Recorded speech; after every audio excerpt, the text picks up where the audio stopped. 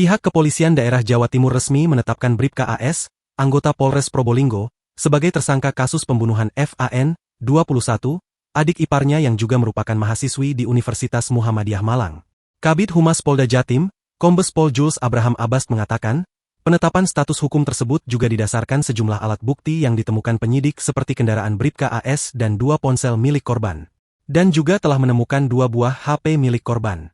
Karena telah terpenuhi alat bukti, minimal 2 alat bukti yang cukup yaitu diantaranya keterangan saksi, kemudian alat bukti surat, dan petunjuk.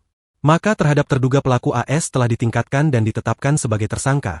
Ujarnya saat di Mapolda Jatim, pada Kamis, 18 Desember 2025. Namun, saat ditanyai mengenai konstruksi hukum atas pidana yang dikenakan terhadap Bribka AS, Jules belum dapat menjelaskannya. Kemudian, saat disinggung mengenai alat bukti CCTV, Jules juga belum dapat mengungkapkannya, karena masih menjadi materi pengembangan penyelidikan polisi. Termasuk, mengenai hasil autopsi terhadap korban. Di lain sisi, meninjau hasil penetapan tersangka mengenai proses hukum pidana dan kode etik Polri yang bakal dijalani Bribka AS, nantinya.